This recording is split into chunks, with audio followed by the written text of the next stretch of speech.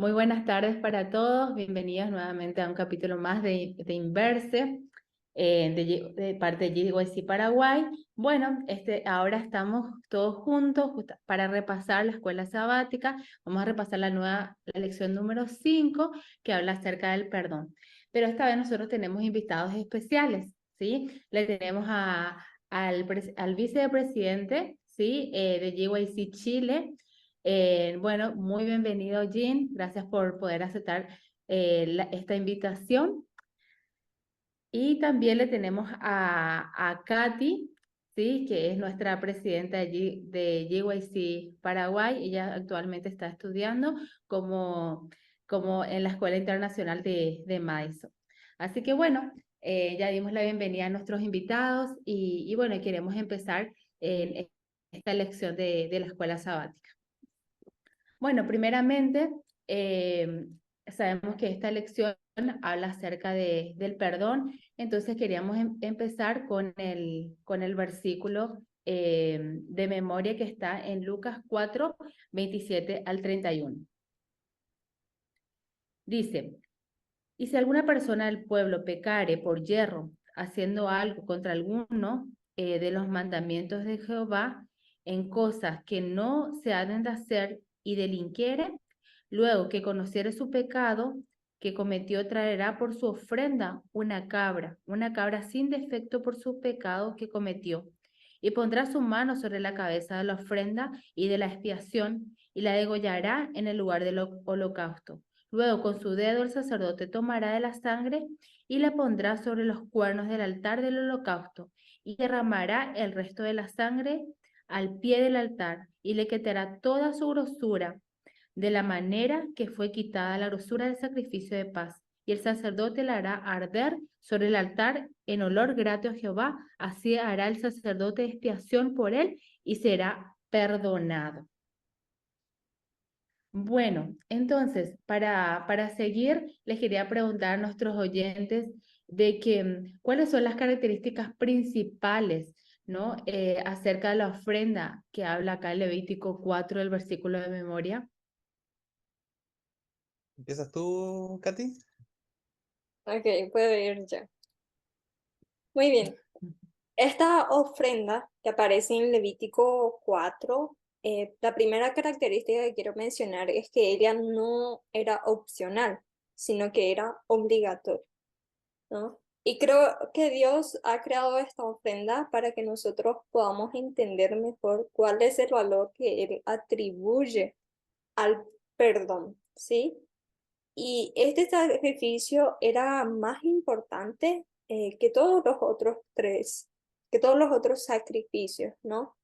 Porque describía más plenamente la futura obra que Cristo vendría a hacer en esta tierra, o que vino a hacer en esta tierra, ¿sí?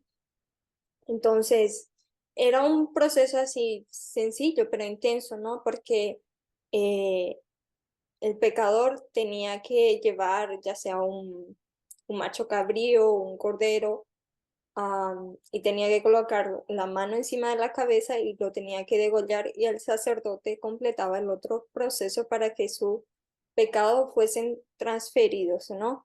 Y, y había tanto un procedimiento un poco diferente si, por ejemplo, era el sacerdote que pecó por yerro, o era una persona normal, o era un jefe, ¿no? Entonces había esas pequeñas diferencias, ¿no? Este sacrificio principalmente yo creo, no es que yo creo, es la palabra, nos explica que representa, ¿no? Lo que Cristo vendría a hacer, ¿no?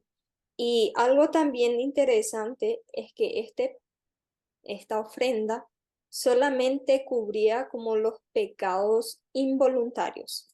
Y eso podemos ver en Levítico, el capítulo 4, del versículo 2 al 4, que menciona eso. Y también en el versículo 22, eso menciona. Y esos pecados que eran intencionales únicamente pueden ser cubiertos por el sacrificio que Cristo hizo por nosotros. O sea, en aquel momento las personas hacían, ¿no? Por sus pecados así involuntarios, digamos así, por fe y eran perdonados, pero por fe ellos como que visualizaban la obra que Cristo vendría a hacer, ¿no? Para perdonar los pecados intencionales, ¿no?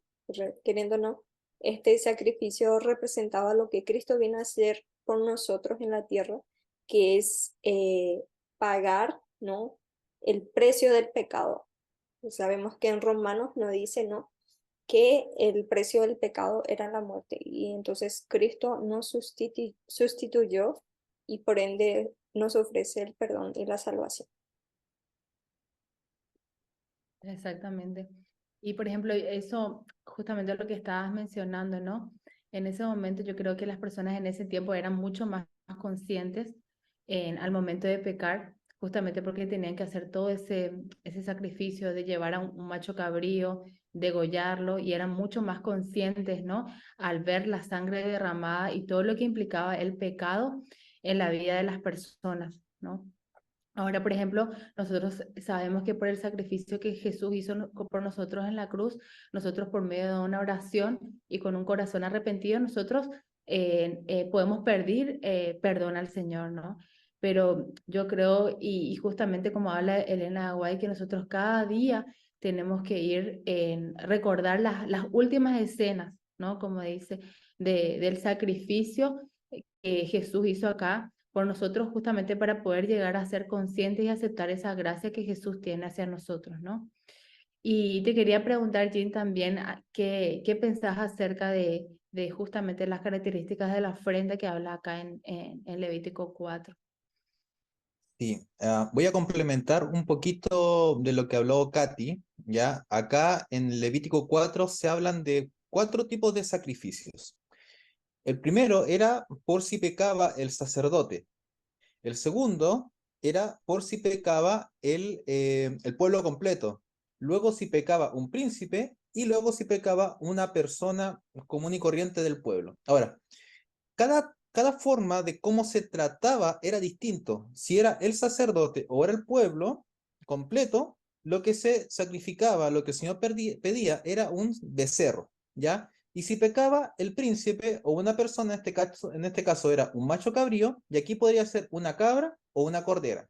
Esos eran los sacrificios. Ahora, en el caso de que si pecaba el sumo sacerdote o pecaba el pueblo completo, el sacrificio se hacía de la siguiente manera: se degollaba el animal, se sacaba toda la grasa que estaba en verdad toda esta parte aquí de las vísceras y se ponía sobre el altar.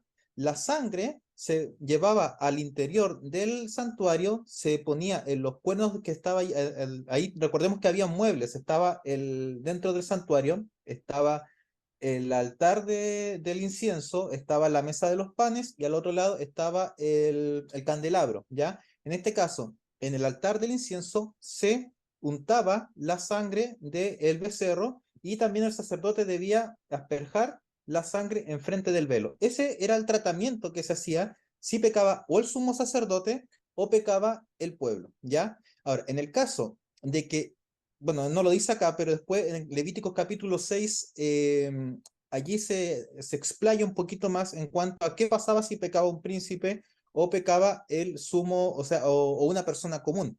Y lo que nos dice aquí es que en ese caso el sacerdote hacía lo mismo, quemaba al animal completo en el altar, pero aquí había una diferencia. Perdón, me olvidé. Y en el otro caso se quemaban las vísceras ya por el becerro y el animal se quemaba afuera del santuario, no se quemaba dentro, ¿ya? En el caso que fuera una persona común o un príncipe, el animal se quemaba sobre el altar y luego los sacerdotes tenían que comer de ese animal. Y ahí decía, y de esa manera él llevará la culpa del pueblo, ¿ya? Entonces, habían 2 formas de traspasar el pecado al santuario, ya sea asperjando la sangre, colocándola allí en los cuernos del altar del incienso, o la otra era que el sacerdote comía y a través de comerlo, él pasaba el pecado pasaba a él. Y luego él, cuando él pedía perdón por sí mismo, el pecado terminaba pasando finalmente ahí al macho cabrío, que, bueno, más adelante vamos a ver el tema de la expiación. Ahora, ¿cómo se hacía esto? El ofrendante venía y ponía sus manos sobre la ofrenda.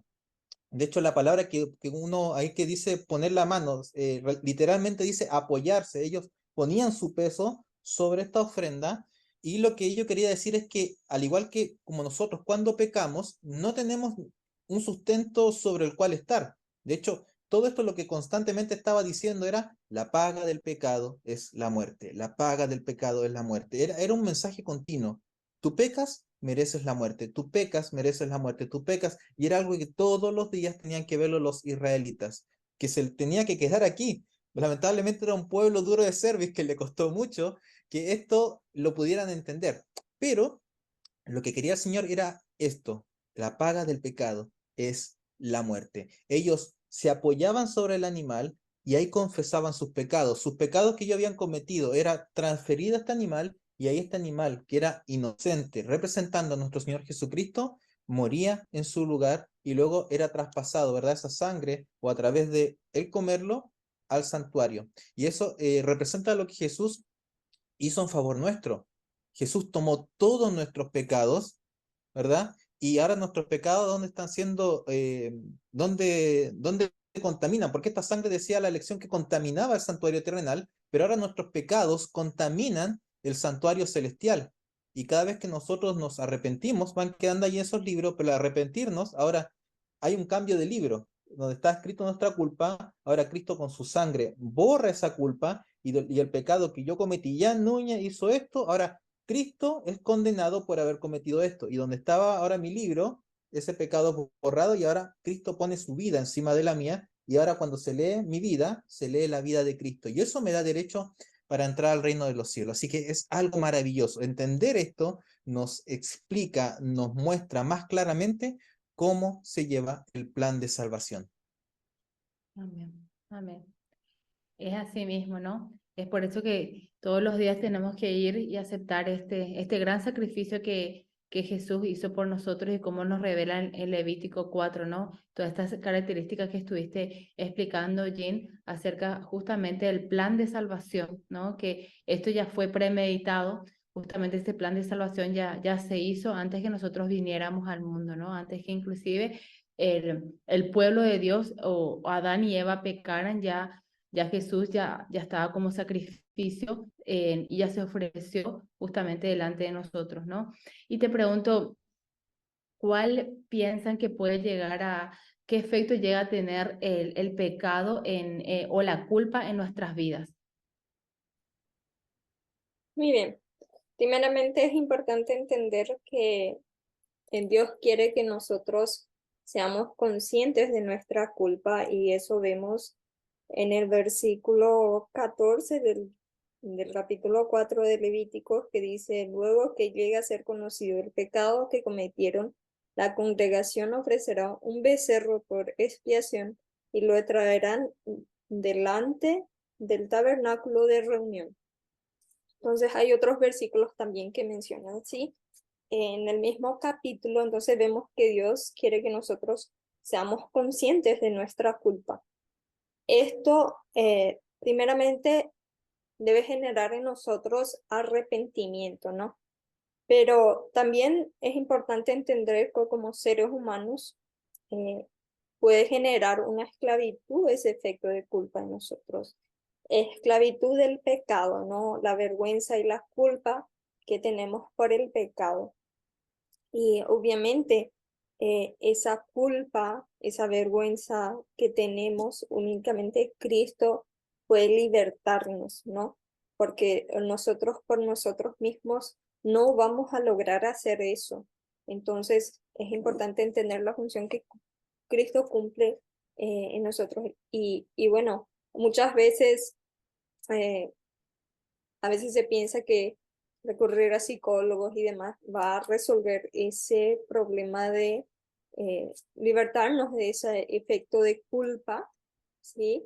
Pero en realidad solo existe en Cristo la liberación que necesitamos. Obviamente no estoy diciendo que sea malo, bueno, consultar a un profesional que sea cristiano o alguien de confianza, porque a veces sí realmente necesitamos consejos, necesitamos desahogar y sacar un poco eso, ¿no? Hacerlo con alguien de confianza o algún profesional cristiano. pero sí, es solo únicamente Cristo que es el que nos liberta del pecado y de esa culpa, ¿no?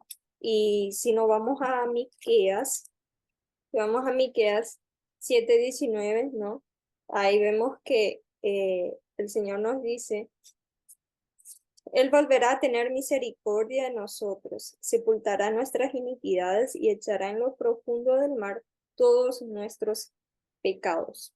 Entonces vemos que Dios sepulta nuestros pecados en el fondo del mar. Él puede borrar todas nuestras iniquidades.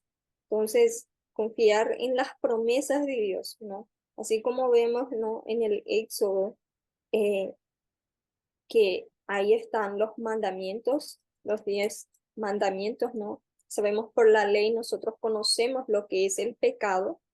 Eh, También, o sea, Levítico nos trae las promesas de Dios para el perdón. Entonces vemos que Dios nos ofrece promesas de que Él puede perdonar los pecados y nosotros simplemente necesitamos ir a Él. Y en Primera de Juan, capítulo 1, versículo 9 dice, si confesamos nuestros pecados, Él es fiel y justo para perdonar nuestros pecados y limpiarnos de toda maldad. No está diciendo limpiarnos de un poco, limpiarnos solo una parte, sino que nos está diciendo limpiarnos de todo. Y eso es todo. Entonces, debemos aprender a confiarnos en la promesa de Dios, aferrarnos a su gracia para que realmente podamos ser libertados de ese efecto de culpa, de vergüenza que muchas veces que el pecado genera en nosotros. Confiar en la gracia de Dios. Amén. Y eso es lo que justamente yo comparto también contigo, Katy, ¿no? ¿Cuál es el efecto de la culpa en nuestra vida o la vida de las otras personas? Así como mencionaste, hay muchas personas que están sufriendo ese efecto de la culpa porque van acudiendo a médicos, van acudiendo a psicólogos, psiquiatras. Y yo, como dijiste, no es malo acudir a los profesionales de la salud, ¿no? Pero hay veces como decía, como dice inclusive en la Biblia, ¿no? Como Jesús trabajaba, tus pecados son perdonados, vete en paz, ¿no? Hay veces que muchas personas lo único que necesitan es escuchar esas palabras de que sus pecados son perdonados y de que Jesús quiere limpiarlos y quiere sanarlos, ¿no? Internamente y por sobre todas las cosas salvarlos, ¿no? Entonces, eso es lo que nosotros tenemos también que tratar de predicar a las personas que están a nuestro alrededor y que están sufriendo de eso, ¿no? Por lo menos hablarles de que hay un Dios que quiere perdonar sus pecados, de que quiere limpiarlos, de que quiere sanarlos, que quiere salvarlos y que todos tenemos, gracias a Él, tenemos acceso a esa gracia, ¿no? Y que por eso Jesús se está retardando en venir porque está esperando que todos lo acepten y que todos también puedan llegar a confesar sus pecados y que puedan ser borrados del libro de la vida. Y justamente compartiendo otros versículos, ¿no? Jean, quería, si podemos leer en Lucas 11:4, para ver qué habla acerca de estos versículos acerca del pecado, ¿no? Y del perdón de los pecados. Acá en Lucas 11:4 dice, bueno, es la oración modelo que el Señor nos dejó, dice, y perdónanos nuestros pecados, porque también nosotros perdonamos a todos los que nos deben, y no nos metas en tentación, mas líbranos del mal. Entonces aquí el Señor también nos habla de que, a ver, cada uno de estos sacrificios que hemos estado estudiando es de alguna manera muestran un atributo de Cristo, ¿ya? El primero que fue el holocausto, mostraban esa entrega completa, ¿verdad? El animal se quemaba completo ahí en el altar, no se retenía nada. Y eso representaba a Cristo, entregándose completamente. Él dejó su lugar en el cielo, ¿verdad? No quiso aferrarse a ser igual a Dios, al contrario, se hizo siervo por amor a nosotros. Luego, la otra ofrenda, la oblación, nos mostraban el carácter paternal de Cristo al cuidarnos, al darnos siempre esa... Bueno, y el holocausto también, perdón, devolviendo un poquito, el holocausto también representaba a que nosotros debemos imitar esa parte del carácter de Cristo, entregarnos por completo también a Él, porque Él se entregó por completo a nosotros, nosotros también nos entregamos a Él. Luego hablaba acerca de que Cristo, a la oblación, de que era una ofrenda, ¿verdad? De ya sea aceite, ya sea harina, reconociendo que Dios es el dueño de todo y que a Él le pertenece todo y que Él es el que nos sustenta. Por lo tanto, al entregar esto a los sacerdotes, también nosotros, como Cristo nos sustenta, también nosotros debemos ayudar y sustentar a quienes menos tienen. La otra, que la que fue de la semana pasada, era la ofrenda de paz y la ofrenda por los votos, mostrando que Dios es el que nos busca, el que está siempre ahí buscando que nosotros nos reconciliemos con Él. Él no. De hecho, la misma Biblia dice que Él mandó a Cristo para reconciliar al mundo consigo mismo. Entonces, a través de Cristo, Él busca nuestra paz y nosotros debemos buscar la paz de todo el mundo. Él, cuando uno cumplía un voto, tenía que llevar también esta ofrenda de paz y también nos muestra que Cristo es quien cumple todas las promesas y por lo tanto como así como él cumple, él dice que tú sí sea sí y que tú no sea no. O sea, lo que tú dices debes cumplirlo. Y aquí nos muestra esta otra parte, al Dios perdonador. Aquí la lección decía en un principio que así como Dios dejó 10 mandamientos, también dejó 10 veces la promesa de que si nos arrepentíamos, nos iba a perdonar. Y así como él, este atributo de Dios lo muestra a través de la ofrenda por el pecado, para que Él nos perdone, ahora también nos dice, bueno, te di el holocausto, entrega todo como yo lo entrego, ayuda a otros como yo lo hago, busca la paz de todos, como yo busqué tu paz, y cumple tus votos como yo cumplo mi palabra, y ahora lo que está diciendo, perdona a otro como yo te he perdonado a ti. Entonces, todos estos versículos, todo lo que la Biblia nos muestra y cada una de las cosas que se hacía aquí en el santuario era para mostrar un atributo de Dios. Así que esto es algo maravilloso. Quiero leer también allí eh, Lucas capítulo 23 34 que nos habla algo parecido también. Lucas 23 34 complementando también con lo que dice aquí, dice, y Jesús decía, Padre, perdónalos porque no saben lo que hacen, y repartieron entre sí sus vestidos echando suerte. Acá habla lo mismo. Cristo, en el momento en que lo estaban crucificando, en el momento en que lo estaban golpeando, bofeteando, escupiendo, maldiciéndolo, él lo que decía, perdónalos porque no saben lo que hacen. Y lo que el Señor busca de nosotros como cristianos es que nosotros también seamos un reflejo de su carácter a otros que no lo conocen. Este acto, y bueno, y esto que lo que está aquí no solamente era en el contexto inmediato de lo que estaba pasando allí, porque si Cristo fue crucificado, y es lo que nos está enseñando esta lección, es que el pecado, la paga del pecado es la muerte. Alguien tiene que morir. Si yo peco, yo tengo que morir. Pero en este caso, Cristo se entregó por mí y Él es el que murió en mi lugar. La paga del pecado es la muerte. Yo pequé. Entonces, ¿quién le provocó realmente la muerte a Cristo? ¿Fueron los judíos que estaban allí? ¿Los romanos? No. Cristo murió por mi pecado. Y eso es algo que nosotros tenemos que internalizarlo. Entonces, ¿cómo no vamos a odiar el pecado? ¿Cómo no lo vamos a aborrecer? ¿Cómo no vamos ahora a querer hacer la voluntad de Dios si este pecado que yo cometí fue el que me infligió las heridas, fue el que hizo que Cristo bajara de su trono y tuviera que humillarse hasta la muerte y muerte de cruz, como dice Pablo? Entonces, entendiendo esto, es que podemos ahora, como decía Katy, este versículo, ahora no solamente quiere Él quitarnos el pecado, sino que quiere limpiarnos y que andemos en novedad de vida. Amén.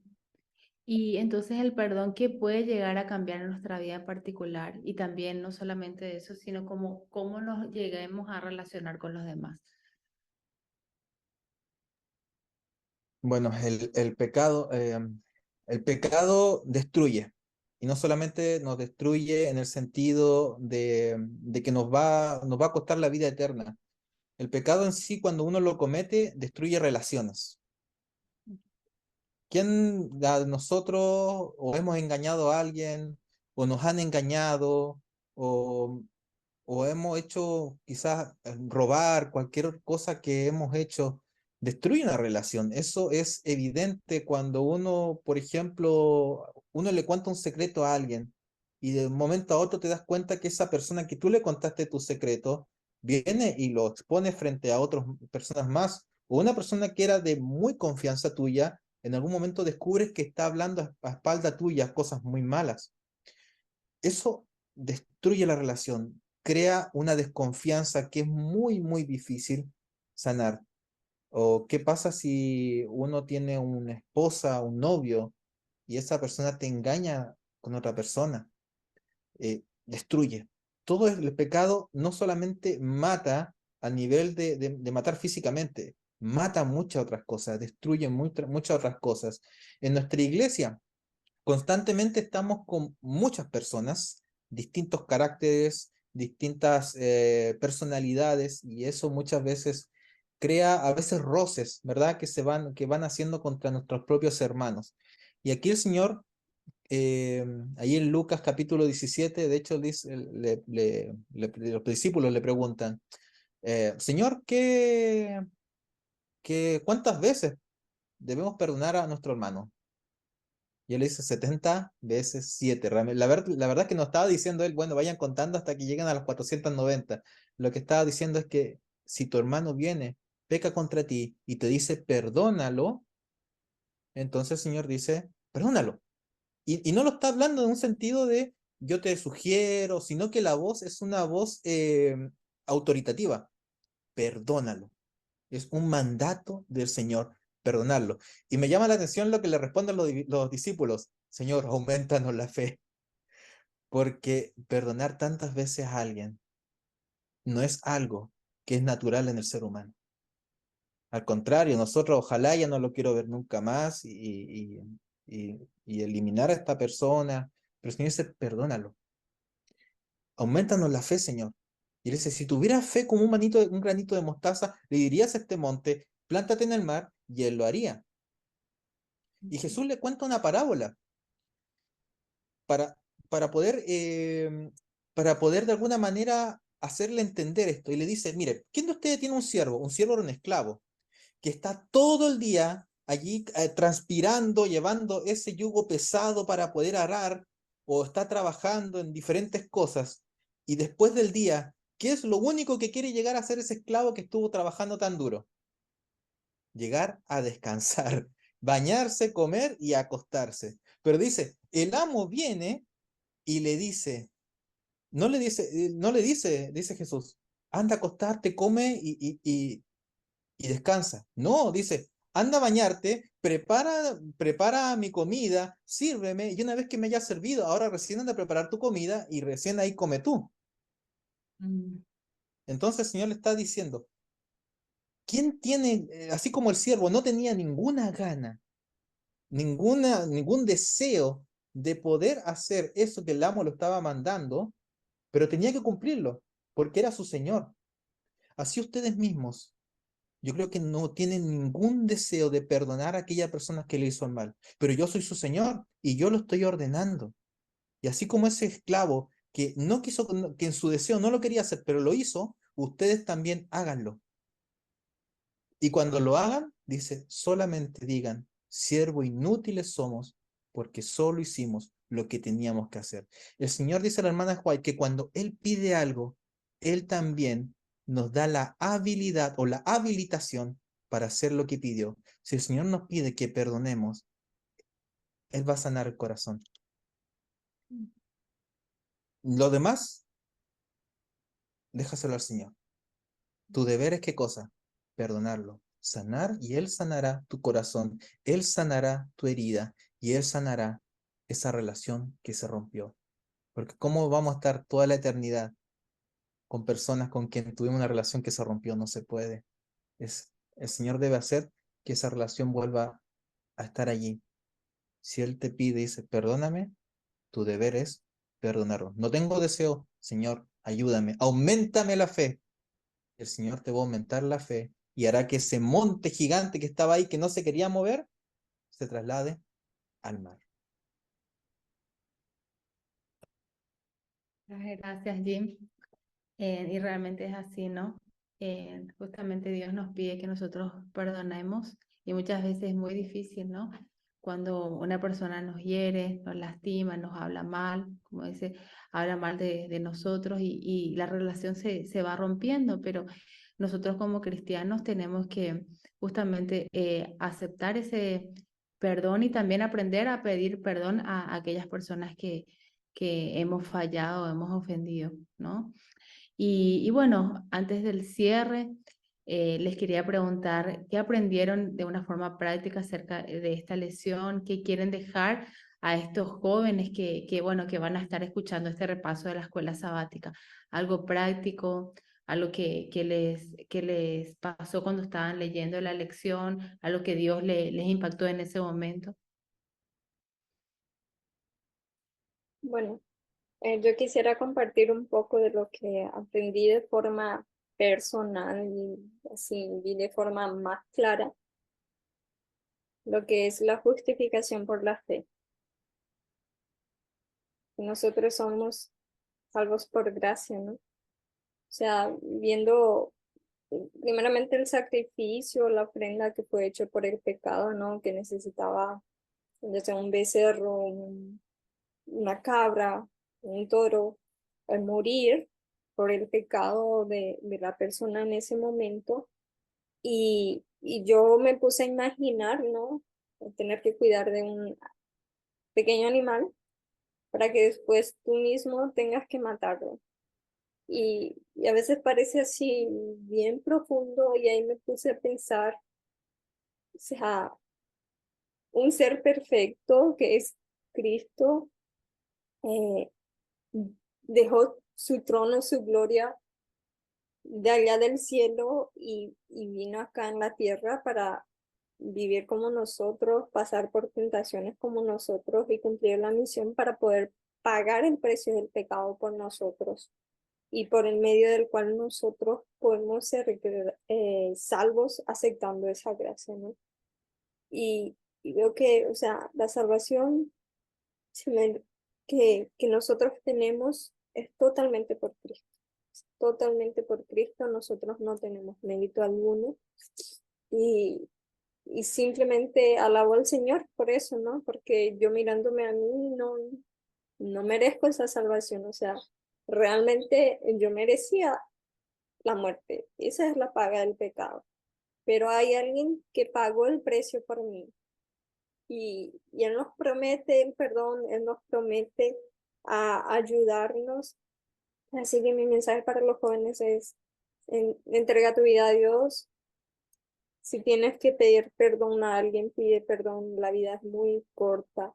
No sabemos hasta cuándo vivimos en esta tierra y que tengamos las cuentas claras con los otros y también con Dios, ir hasta Dios y pedir perdón y perdonar también a los demás. Y así mismo como decía Katy, ¿no? A mí también eso me impactó mucho, ¿no? La justificación por la fe. Y realmente ahora, si nos pusiéramos en lugar en ese momento de los israelitas, ¿cómo seríamos más conscientes en el momento que nosotros pecáramos, ¿no? Si realmente lleváramos ese momento de nuestra mente al Antiguo Testamento y ver realmente cómo la paga del pecado es la muerte. Cuando vemos, por ejemplo, ahora un animalito morir, un perro, un gato o alguna mascota nuestra, cómo realmente nos duele, ¿no?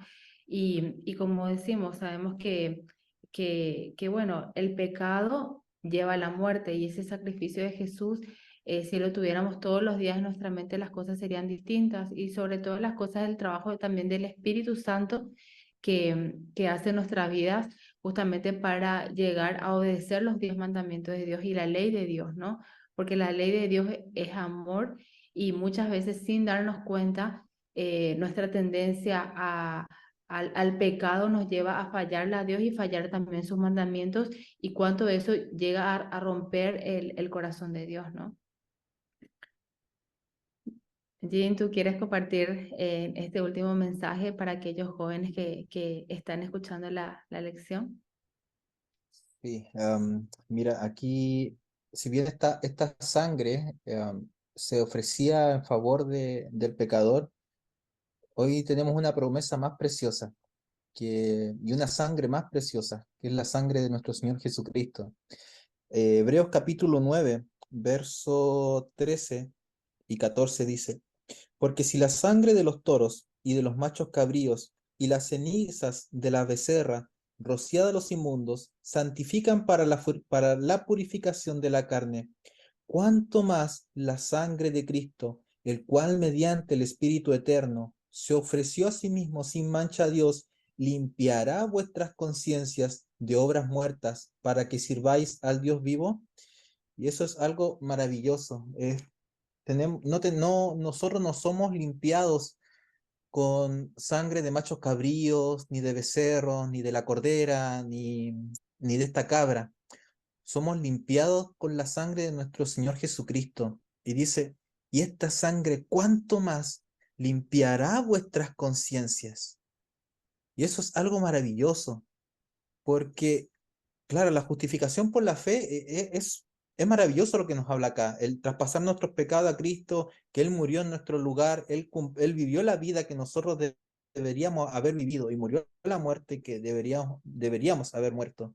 Pero el pecado trae consecuencias y eso lo vemos muchas veces cuando llega una persona a la iglesia, trae todo un bagaje emocional a causa de los pecados que cometió, a causa de todo lo que hizo y su conciencia viene, pero mal, encontrándose de frente con la ley, que cometiste esto, mucho, como se dice acá, pecados por hierro. Y wow, todo esto que hice y me provocó daño a mí, provocó daño a otros. Y eso uno nos hiere, y eso a uno nos destruye muchas veces el pensar cuánto también herimos el corazón de Cristo, el corazón de Dios al haber hecho todo eso. Pero acá dice que esta sangre de Cristo hace algo más. Dice que cicatriza todo ese dolor, cicatriza toda esa culpa, la quita, esa culpa que a veces nos rompe el corazón, que nos tiene esta mochila pesadísima, nos la quita, limpia nuestra conciencia y ahora nos hace andar en una vida nueva. No es la vida antigua, dice la hermana Juan, que no es nuestra vida antigua mejorada, no, es un nuevo nacimiento, es una vida nueva. Y es la oración que también tenía David en Salmo 51:7 dice, purifícame con hisopo y seré limpio, lávame y seré más blanco que la nieve. Solamente Cristo puede hacer ese trabajo.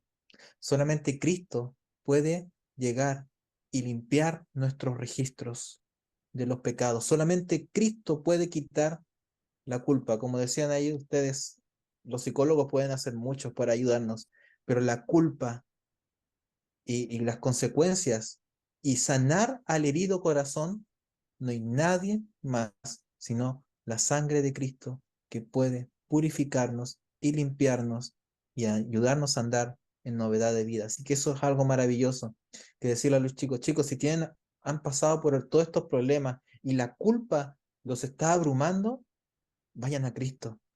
Él dijo, venid a mí todos los que estáis cargados y cansados, y yo os haré descansar.